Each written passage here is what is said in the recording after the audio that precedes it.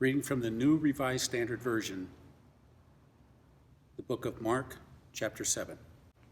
The tradition of the elders. Now when the Pharisees and some of the scribes who had come from Jerusalem gathered around him, they noticed that some of his disciples were eating with defiled hands, that is, without washing them. For the Pharisees and all the Jews do not eat unless they thoroughly wash their hands, thus observing the tradition of the elders. And they do not eat anything from the market unless they wash it. And there are also many other traditions that they observe, the washing of cups, pots, bronze kettles. So the Pharisees and the scribes asked him, "Why do your disciples not live according to the tradition of the elders, but eat with defiled hands?" He said to them, "Isaiah prophesies rightly about you hypocrites, as it is written, 'This people honors me with their lips, but their hearts are far from me. In vain do they worship me, teaching human precepts as doctrines. You abandon the commandment of God and hold to human tradition.'" Then he said to them, "You have a fine way of rejecting the commandment of God in order to keep your tradition. For Moses said, 'Honor your father and your mother,' and 'Whoever speaks evil of father and mother must surely die.'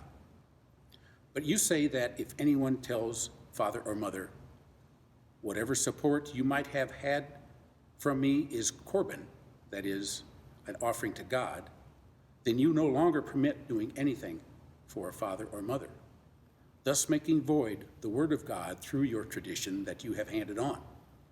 And you do many things like this." Then he called the crowd again and said to them, "Listen to me, all of you, and understand there is nothing outside a person that is going in can defile, but the things that come out are what defile." When he had left the crowd and entered the house, his disciples asked him about the parable. He said to them, "Then do you also fail to understand? Do you not see that whatever goes into a person from the outside cannot defile, since it enters not the heart but the stomach, and goes out into the sewer?" Thus he declared all foods clean. And he said, "It is what comes out of a person that defiles, for it is from within, from the human heart, that evil intentions come: fornication, theft, murder, adultery, avarice, wickedness, deceit, lasciviousness, envy, slander, pride, folly. All those evil things come from within, and they defile a person." From there he set out and went away to the region of Tyre. He entered a house and did not want anyone to know he was there, yet he could not escape notice. But a woman whose little daughter had an unclean spirit immediately heard about him, and she came and bowed down at his feet. Now the woman was a Gentile, a Syrophoenician origin. She begged him to cast the demon out of her daughter. He said to her, "Let the children be fed first, for it is not fair to take the children's food and throw it to the dogs." But she answered him, "Sir, even the dogs under the table eat the children's crumbs." Then he said to her, "For saying that, you may go. The demon has left your daughter." So she went home, found the child lying on the bed, and the demon was gone. Then he returned from the region of Tyre and went by way of Sidon toward the Sea of Galilee, in the region of the Decapolis. They brought to him a deaf man who had an impediment in his speech, and they begged him to lay his hand on him. He took him aside in private, away from the crowd, and put his fingers into his ears, and he spat and touched his tongue. Then looking up to heaven, he sighed and said to him, "Ephphatha," that is, be opened. And immediately his ears were opened, his tongue was released, and he spoke plainly. Then Jesus ordered them to tell no one, but the more he ordered them, the more zealously they proclaimed it. They were astounded beyond measure, saying, "He has done everything well. He even makes the deaf to hear and the mute to speak. Going on to chapter 8th book of Mark. In those days, when there was again a great crowd without anything to eat, he called his disciples and said to them, I have compassion for the crowd because they have been with me now for 3 days and have nothing to eat. If I send them away hungry to their homes, they will faint on the way, and some of them have come from a great distance. His disciples replied, How can one feed these people with bread here in the desert? He asked them, How many loaves do you have? They said, 7. Then he ordered the crowd to sit down on the ground, and he took the 7 loaves, and after giving thanks, he broke them and gave them to his disciples to distribute. And they distributed them to the crowd. They also had a few small fish, and after blessing them, he ordered that those too should be distributed. They ate and were filled, and they took up the broken pieces left over, 7 baskets full. Now there were about 4,000 people, and he sent them away. And immediately he got into the boat with his disciples and went to the district of Dalmanutha.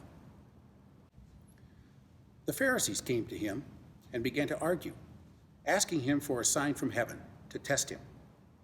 And he sighed deeply in his spirit and said, Why does this generation ask for a sign? Truly I tell you, no sign will be given to this generation. And he left them, and getting into the boat, he went across to the other side. Now the disciples had forgotten to bring any bread, and they had only 1 loaf with them on the boat. And he cautioned them, saying, Watch out, beware of the yeast of the Pharisees and the yeast of Herod.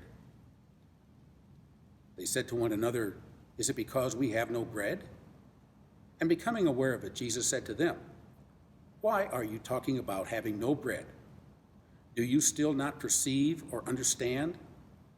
Are your hearts hardened? Do you have eyes and fail to see? Do you have ears and fail to hear? And do you not remember? When I broke the 5 loaves for the 5,000, how many baskets full of broken pieces did you collect? They said to him, 12. And the 7 for the 4,000, how many baskets full of broken pieces did you collect? And they said to him, 7. Then he said to them, Do you not yet understand? They came to Bethsaida. Some people brought a blind man to him and begged him to touch him.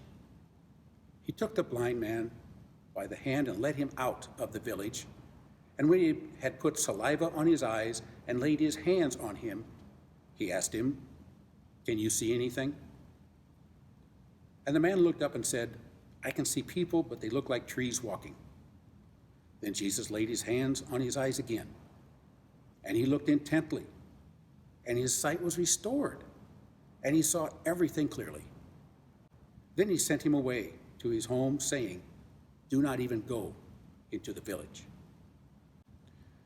Jesus went on with his disciples to the village of Caesarea Philippi, and on the way he asked his disciples, Who do people say I am?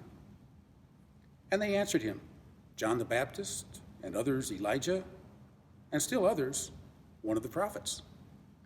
He asked them, But who do you say that I am?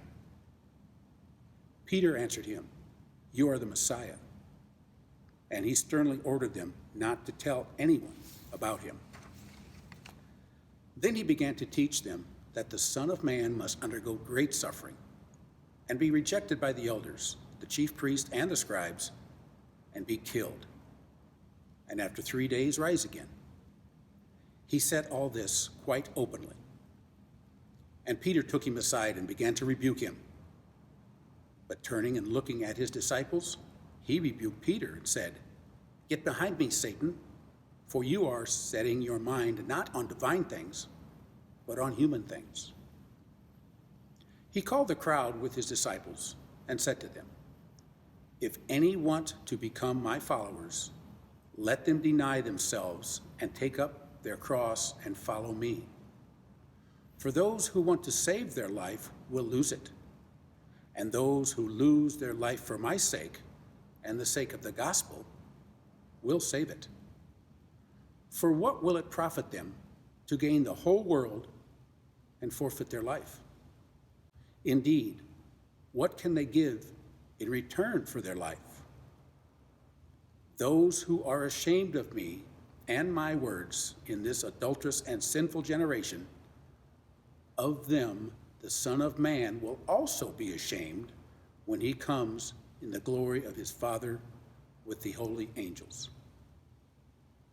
Thus ends the reading.